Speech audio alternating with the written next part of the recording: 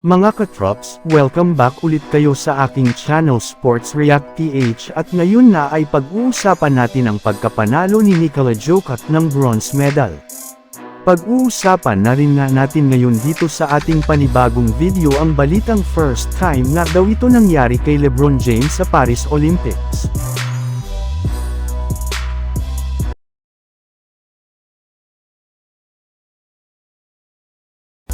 Matagumpay nga mga katrops, na naipanalo ng Serbia ang kanilang game laban sa Germany kahapon sa score na 93-83.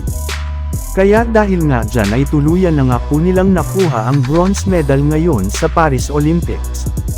Ngunit hindi rin naman nga nila iyan magagawa kung hindi dahil sa nagawang performance ng kanilang superstar na si Nikola Jokic na nakapagtala ng triple-double na umabot ng 17 points, 11 rebounds at 10 assists.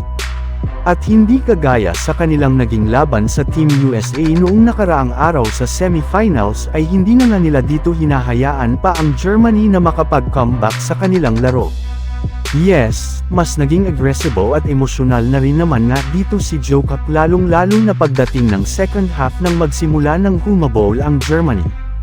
Ayaw na rin naman nga nila na makombakan ng dalawang magkasunod na beses ngayon sa Olympics kaya takeover mode nga po dito ang kanilang best player hanggang sa tuluyan na silang manalo at makuha ang bronze medal sa Paris Olympics.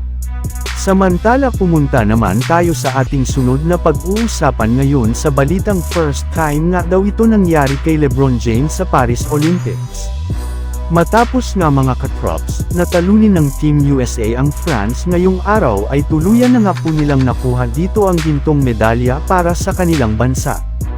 At pagkatapos nga ng kanilang laban ay pinarangalan na nga dito bilang Olympic MVP si LeBron James matapos siyang mag-average sa kanilang kampanya ng 14.2 points, 6.8 rebounds at 8.5 assists per game.